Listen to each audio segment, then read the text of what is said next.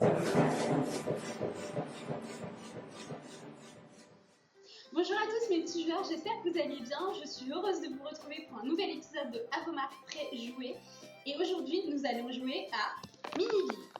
Il s'agit d'un jeu de Masao Suganuma qui se joue entre 2 et 4 joueurs. Et la partie dure environ une demi-heure.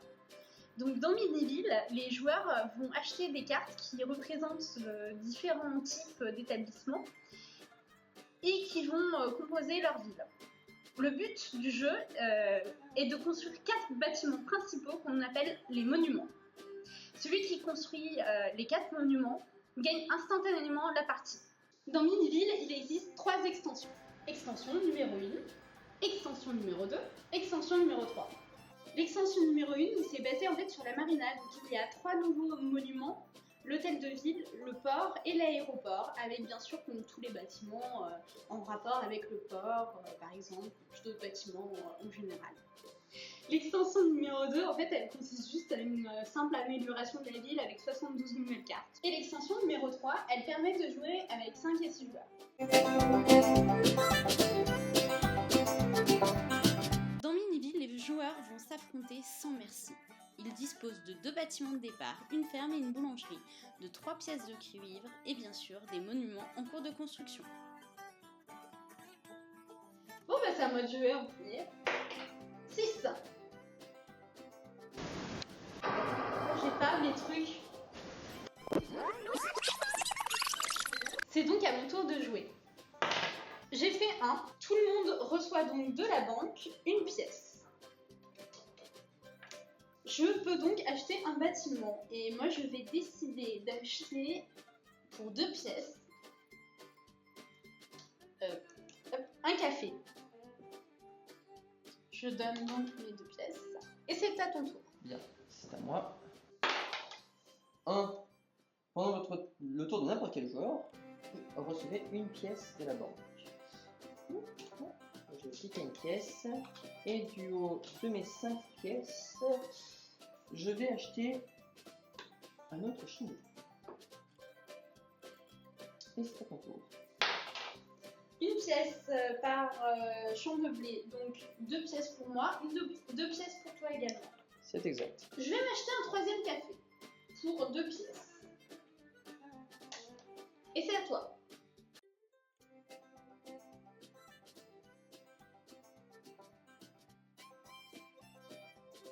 Bon, reprenons depuis le début. Les joueurs commencent avec un champ de blé, une boulangerie et leurs 4 monuments en cours de construction. Dans Miniville, il existe 4 types de cartes. Bleue, verte, rouge et violette. Les effets des cartes bleues s'activent au tour de n'importe quel joueur. Ceux des vertes, pendant son tour uniquement.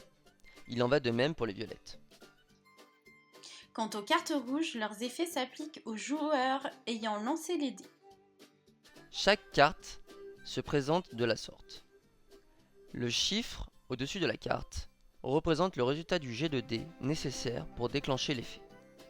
Au-dessous se trouve son nom et son type, en l'occurrence ici, la petite germe de blé. En bas de la carte se trouve son effet. Enfin, la petite pièce avec le chiffre représente le coût de construction. Revenons un moment sur les cartes violettes. Il existe une carte de chaque type par joueur. Il existe 3 effets différents. Recevez 2 pièces de chaque joueur, ou bien recevez 5 pièces du joueur de votre choix, ou enfin, vous pouvez échanger avec un joueur de votre choix un talisman qui ne soit pas du type violet. Quant aux monuments, ils ajoutent des effets permanents à son propriétaire. Il en existe 4 à 6 différents. Pourquoi 6 ? Tout simplement car dans le jeu de base, il n'y en a que 4 de disponibles, alors qu'avec l'extension Marina, il en existe 2 de plus. Pour notre part, nous avons joué avec le jeu de base, qui ne comprend donc que les 4 premiers monuments. La gare permet de lancer jusqu'à 2 dés.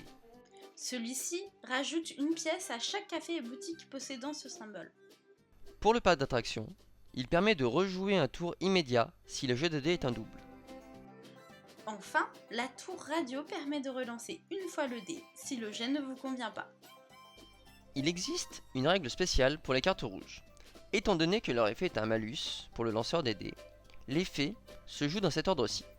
D'abord, les paiements. Le joueur qui a lancé les dés doit payer à chaque joueur possédant l'effet la somme qui lui est due. On procède dans le sens inverse des aiguilles d'une montre. Si le joueur ne peut plus ou ne peut pas payer l'intégralité de la somme, le ou les joueurs qui n'ont pas pu être payés ne le seront pas. Ensuite, si le joueur active l'effet d'une de ses cartes, il reçoit son revenu après avoir payé.